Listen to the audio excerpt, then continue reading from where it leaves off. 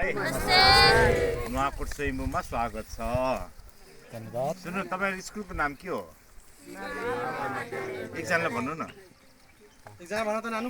एकजनाले ल मिसन भनिदेऊ।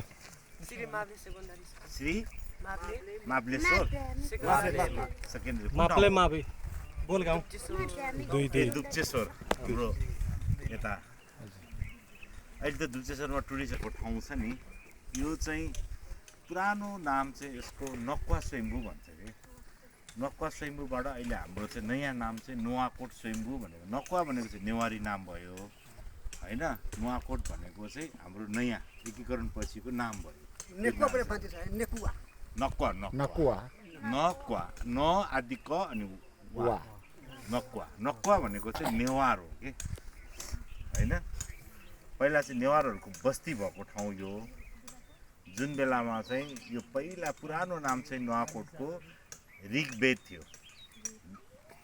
तपाईँ हिस्ट्रीको विद्यार्थी छ भने नोट गर्नु है। तपाईँको के थियो? ऋग्वेदबाट ऋषि पतन भयो। ऋषि पतनबाट चाहिँ नक्वा भयो। नक्वाबाट नुवाकोट भयो। नुवाकोट चाहिँ तपाईँको 9वटा कोटहरू मिलेर बनिएको भन्ने एउटा धारणा छ है। नुवाकोट यहाँ 9वटा कोट छ। पृथ्वीनारायण एकीकरण गरिसकेपछि त्यो नुवाकोट भएको भन्ने छ कि हिस्ट्रीमा होइन। यो नुवाकोटको यो स्वयम्भू चाहिँ नुवाकोटैभरि जिल्लाभरिको सबैभन्दा पुरानो पुरातात्विक हिसाबले पनि प्रुफ भएको पुरानो ऐतिहासिक हाम्रो यो धरोहर हो। स्वयम्भू भने थाहा छ? थाहा छ के होला भन्नु सर ल? बुद्ध भगवानको नाम न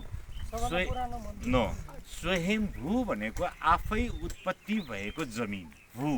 स्वयम्भू आफै उत्पत्ति भएको। जस्तै काठमाडौँको स्वयम्भू पानी जुन काठमाडौँ पोखरी थियो पानी चोबारेर काटेर पानी फालिदिसकेपछि जुन ढिस्को निस्क्यो नि पहिलो त्यो स्वयम्भू ढिस्को हो। त्यो पानीबाट उत्पत्ति भएको स्वयम्भू। हाम्रो नुवाकोटको स्वयम्भू के भन्दाखेरि ताबी र त्रिशुली नदीको प्रेसराइज भयो। नदी या त पहिला नदी माथि थियो र खिँदै लाखौँ करोडौँ वर्ष भयो नि त। खिँदै गइसकेपछि यो ढिस्को बनिएको हो होइन। जस्तै दोलखामा पनि हाम्रो त्यहाँनिर स्वयम्भू छ। यो स्वयम्भू चाहिँ महाचैत्यको रूपमा 3 ठाउँमा छ भने 108वटा स्वयम्भू भनेर हाम्रो पुर्खाहरूले इस्टाब्लिस गरेको। अब यो आफै उत्पत्ति भएको यो भूमि स्वयम्भूमा यो जुन स्तूप चैत्य जुन छ नि यो चैत्य चाहिँ के भन्दाखेरि भगवान बुद्ध सिद्धार्थ गौतम बुद्ध थाहा छ? सिद्धार्थ गौतम बुद्ध भनेको हाम्रो लुम्बिनीमा जन्मिएको 27 बुद्ध हो। 27 नम्बरको बुद्ध। त्योभन्दा पहिला पनि बुद्ध जन्मिनु भएको थियो। जुन अहिलेसम्म 27वटा बुद्ध अब आउने बुद्ध गरेर मैत्री बुद्ध गरेर 28 बुद्ध छ। जुन यहाँनिर सेकेन्ड रोमा चाहिँ बुद्धै बुद्ध छ। यो फर्स्ट सेकेन्ड थर्ड 3वटा रोमा 20को रोमा चाहिँ त्यो बुद्ध छ। तपाईँले यहाँ त्यो बुद्ध देख्न सक्नुहुन्छ है। अहिलेसम्म हामीले चाहिँ बुद्ध भन्ने साथी के गर्छ सिद्धार्थ गौतम बुद्धमा त सम्झिन्छ न, त्यो होइन है। अधिकांश बुद्ध भ्यालीमा रहेको बुद्धहरू हिँडेको बुद्ध, मुकुटको बुद्ध, मन्दिरमा रहेको बुद्ध, गोल्डन टेम्पल छ त्यहाँनिर, रुद्रवर्ण महाविहार, कतिपय बिहारहरूमा भित्र बुद्ध देख्छ नि। That is not Shakyamuni Buddha. त्यो चाहिँ के भन्दाखेरि दीपङ्कर बुद्ध।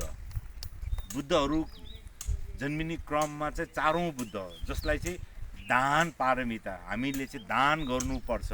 र अहिलेको जुन सिद्धार्थ गौतम बुद्ध 2600 वर्ष अगाडि जन्मेको बुद्ध तिमी म बुद्ध हुन सक्छु भनेर चाहिँ गर्दा यो गरेर बुद्ध हुन सक्छौ तिमी भनेर भनेको बुद्ध।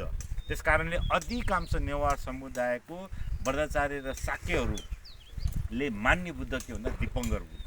काठमाडौँ देखेको मोस्ट अफ द 90% बुद्ध चाहिँ त्यो हो। तर हामीले सिद्धार्थ गौतम बुद्ध भन्छौँ, हामीलाई थाहा छैन नि त होइन। त्यस्तै यो बुद्ध चाहिँ के भन्दा बुद्धको चित्तसँग रिलेटेड गरेर यो स्वयम्भू चैत्यमा राखिएको हुन्छ है। स्वयम्भू चैत्यको प्रतीक भनेको के भन्दाखेरि शून्यताको बोध, जसलाई इङ्ग्लिसमा इम्प्टिनेस भन्छ।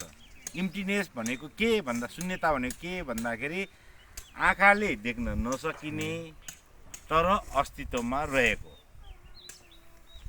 जुन छ नि कणहरूमा चाहिँ कण एटममा चाहिँ रहेको चिजहरू।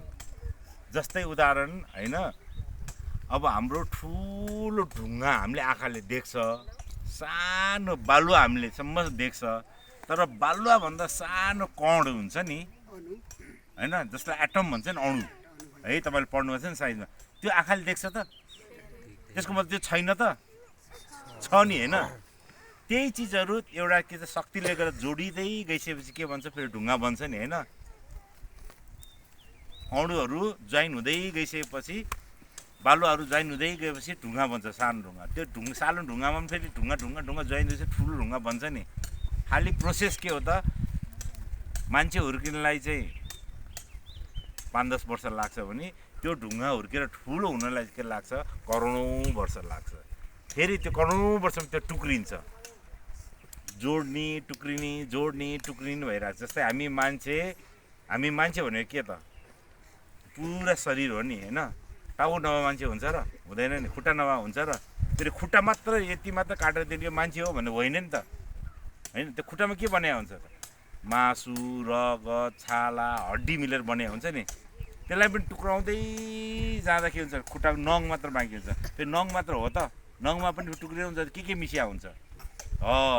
आँखाले नदेख्ने तर अस्तित्वमा छ भनेर चाहिँ जुन चिजहरू बोध गराउने, थाहा पाउने तपाईँहरूलाई चाहिँ एउटा कोसिस भनौँ न, थाहा पाउने तरिकालाई चाहिँ के भन्छ भने इम्प्टिनेस, शून्यताको बोध भनेको त्यो चिज। हाम्रो संसारमा जति पनि रहेको चिज छ त्यसरी नै सृष्टि हुन्छ भनेर हामीलाई जान्नको लागि भगवान बुद्धको चित्तसँग रिलेटेड गरेर चित्तबाट भनेको कुराहरू चाहिँ यो चैत्यमा हुन्छ। त्यो राखेर चाहिँ बनाएको हुन्छ चैत्यहरू 8 प्रकारको हुन्छ। तर स्वयम्भू चैत्य चाहिँ के भन्दाखेरि शून्यताको बोध, इम्प्टिनेस, युनिभर्सल ट्रुथको जानकारी दिनको लागि बनाइएको चैत्य हो है। चैत्यमा 4वटा बुद्ध हुन्छ, 4 दिशाको हुन्छ। अहिले पो घडी छ, पहिला घडी छैन है। नाक भएको बुद्ध कहाँनिर हुन्छ? जहिले उत्तर फर्केर बसेको हुन्छ। तपाईँ कता आयो, ठ्याक्क चैत्य देख्यो, उत्तर जानुपर्ने मान्छे होइन, तपाईँ चाहिँ दक्षिणतिर गइरहेछ भनेदेखि ठ्याक्क त्यो देख्नु पनि ला उत्तर त यता रहेछ, म त रङ साइडमा गइरहेछ, फेरि फर्केर तपाईँ त्यो यता जाने। त्यो डाइरेक्सनको लागि पनि हो कि। र अर्को चैत्य के भन्दाखेरि पृथ्वीमा के हुन्छ? जहिले पनि प्रलय हुन्छ होइन? प्रलय भने थाहा छ? डिजास्टर के? कहिले भुइँचालो जाने, कहिले आँधी बेरी आउने, कहिले थन्डरस्टर्म समुद्री आँधीहरू आउने, कहिले ठुल्ठुलो पहिरो जाने होइन, कहिले आँधी बेरी ठुल आँधीले उ गर्ने, त्यस्तोहरू समयमा त्यो आइरहेको हुन्छ। नेचरको एउटा चाहिँ के भन्दा प्रोसेस हो त्यो। कहिले कुनै 100 वर्षमा आउँछ नि, कुनै 200 वर्ष, 500 वर्ष, 1000 त आउँछ के, उथल पुथल गर्छ। त्यस्तो गर्दाखेरि के हुन्छ भने हाम्रो मानव सभ्यताहरू के हुनसक्छ? लोप हुनसक्छ, धेरै डिस्ट्रोइड हुनसक्छ होइन? त्यस्तो बेलामा यदि स्वयम्भू चैत्यभित्र चाहिँ खनेर त्यहाँभित्र गर्भमा चाहिँ के राखेको, स्वयम्भू बनाउनु राखेको हुन्छ नि, हाम्रो डेली लाइफसँग चाहिने भाँडाकुँडा, गरगहना, अन्नहरू होइन, अब कतिपय चाहिँ अब त्यो के भन्छ हामीले युज गरेका सामानहरू त्यो गर्भभित्र राखेको हुन्छ जमिनभित्र। अनि त्यसलाई पुर्दै आइसकेपछि यो चैत्य माथि भन्छ।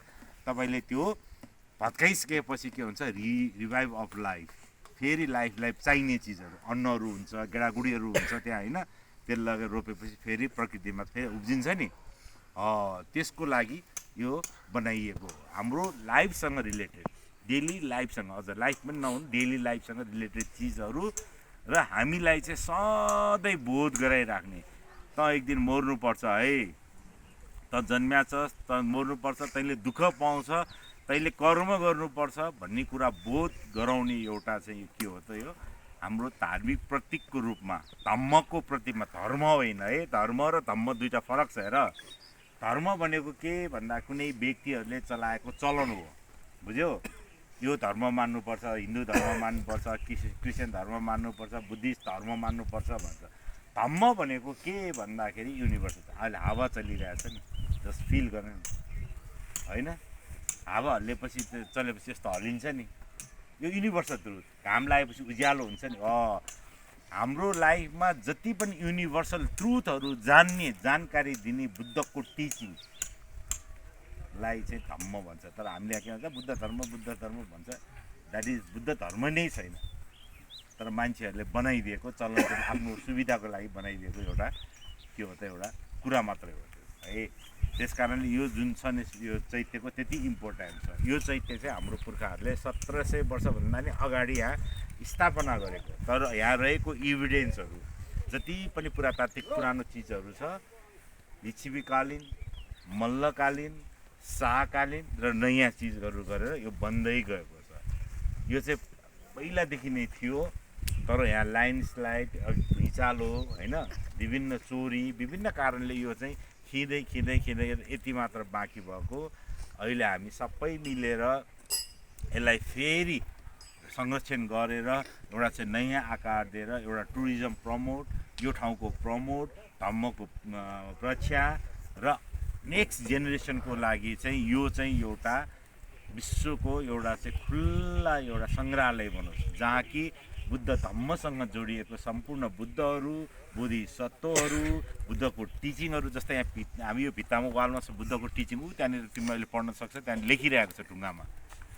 भोलि सबै ठाउँ किताब जसले पनि बुद्धले भनेका चिजहरू त्यहाँनिर ढुङ्गामा यहाँ पाइन्छ। यो चाहिँ तिमीहरूलाई हामीले चाहिँ मेरो जेनेरेसनले तिमीहरूलाई ह्यान्डओभर गरेर जाने हो। अब तिमीहरूले यसलाई संरक्षण गरेर हामी कहीँको होस्, नो प्रब्लम। तपाईँहरू त यहीँ दुप्चेश्वर हो, म त काठमाडौँ बस्ने मान्छे, यहाँ आएर मैले संरक्षण गरेर छन्। तपाईँहरूले यो ठाउँको संरक्षण, यस्तै अरू ठाउँको संरक्षण तपाईँहरूले गर्नुपर्छ होइन। नेक्स्ट जेनेरेसनलाई चाहिँ हाम्रो पुर्खाले के थियो त, हामीसँग के एसेट्सहरू, सम्पत्तिहरू थियो होइन, त्यो चिजहरू जस्तै यो मूर्तिहरू भयो, हाम्रो जात्रा पर्व, सबै चिजहरूलाई बेटर गर्दै त्यसको राम्रो चिजहरू ह्यान्डओभर जानुपर्छ। र यो ठाउँ पनि त्यसैको एउटा नमुना स्वरूप हो। अब यहाँबाट फर्किसकेपछि आज टाइम छैन, न त ध्यान पनि सिकाइदिन्थेँ म है। अब नेक्स्ट टाइम आउनु म ध्यान पनि सिकाइदिन्छु। यहाँबाट कमसेकम गइसकेपछि सरले यसरी घुम्न ल्याउनु भएको छ, गइसकेपछि एकचोटि सरलाई विथ काइन्डली बाई हार्ट नमस्ते थ्याङ्क यू भन्नु, राम्रोसँग पढ्नु, यही शुभकामना। म तपाईँलाई एउटा कुरा चाहिँ सिकाउँछु है, नमस्ते गर्न कतिपय म यहाँ आउँछ है, मैले कति मान्छे देखाएको छ जान्दै नमस्ते गर्न कि। म यो बच्चाहरू यङ जेन्जीहरू धेरै रहेछ यहाँ है, जेन्जीहरूलाई म नमस्ते गर्न सिकाउँछु। तपाईँलाई नमस्ते गर्न आउँछ? एकचोटि नमस्ते गर्नु त तपाईँहरूले। व्यवहारिकमा त हामी यसै भन्छौँ ल नमस्ते गरेर देखाउनु न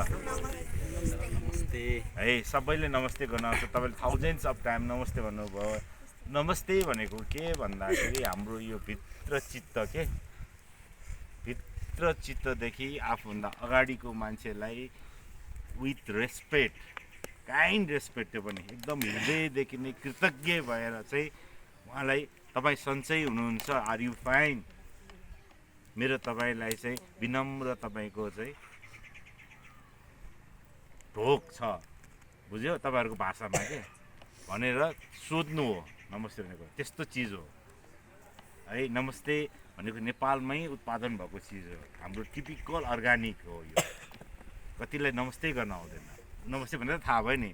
नमस्ते गर्न सिम्पल छ। तपाईँको यो हात छ नि, पहिला यस्तो सिधा, यो यस्तो गर्छ क्या मान्छेले, यो सिधा यसरी गर्नु त, सबैले गर्नु त, नाकमा नहोद्नु है, यस्तो नगर्नु ल, यसलाई जोड्नु ल प्लिज, टक्क जोड्नु है, यसलाई टक्क लाएर यहाँ ठ्याक्क दुईवटा यस्तो गरेर जोड्नु छ है।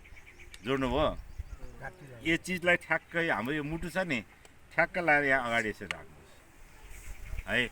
अधिकांश मान्छेले नमस्ते गर्दा के गर्छ, यो हात यस्तो गर्छ के, यस्तो गर्छ के, अनि यस्तो गर्छ के, कि यस्तो गर्छ के, नट लाइक द्याट, यस्तो ठ्याक्कै यति यहाँ नछुने, छातीमा जिउमा भनेको छुनै हुँदैन, बुझ्नुभयो कि। यो हो नमस्ते भनेको। तपाईँ हेर्नुहोस् त, राम्रो भगवान् बुद्धको फोटोहरू, त्यस्तो ठुल्ठुलो ज्ञानीहरूले गरेर फोटोहरू हेर्नुहोस् त, नमस्ते गर्दा ट्याक्कै यसरी जोडेको हुनुपर्छ ल। कतिजना उहाँ भाइको जोडेको छैन हेर, चाहेर पनि जोड्नु सक्दैन कतिले त। यो हटमा टच हुँदैन, यो हटभन्दा ठ्याक्कै यो एङ्गलमा राखेर यो भयो नमस्तेको गर्ने प्रपर तरिका। अब तपाईँले कति रेस्पेक्ट गर्नुहुन्छ, ड्यु टु रेस्पेक्ट भन्छ नि, त्यो तपाईँमा भर्मेन्ट कुरा। ठ्याक्क तपाईँको कति निहुरिने, घोडैसम्म निहुरिने कि तलै निहुरिने कि हल्का निहुरिने कि होइन, त्यो तपाईँको श्रद्धाको कुरा भयो। ल एकचोटि हात खुल्नुहोस् त, ल एकचोटि नमस्ते गर्नुहोस् त एकचोटि है। अब सरहरू सबै यता बस्नुहुन्छ, तपाईँहरू यहाँनिर यता सबै एकचोटि उभिएर सरलाई थ्याङ्क यू सर यहाँ ल्याइदिनु भएको भने एकचोटि राम्रोसँग नमस्ते, म खुसी भएँ। यही हो मेरो लागि गिफ्ट तपाईँहरूको। ल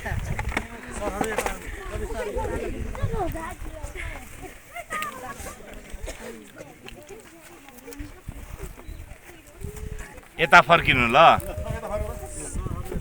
सरहरू यता बसिदिनु ल विद्यार्थीहरू उता ल सरले सिकाएको जस्तो गर्नु है नमस्ते सर भनेर थ्याङ्क यू भनेर नमस्ते सर एकचोटि भनिदिनु ल ल 1 2 3 ल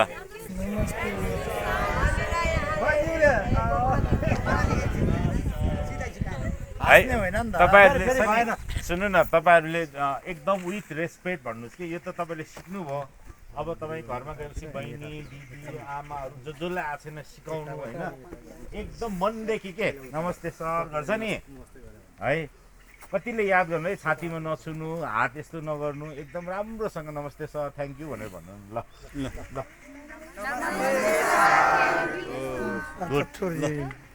ल ताली बजाउनु उहाँलाई पनि एकजोडी हामीलाई यति कुरा सिकाइदिनु भयो नमस्ते लागि धेरै धेरै धन्यवाद अनि उहाँलाई पनि नमस्ते नमस्ते थ्याङ्क यू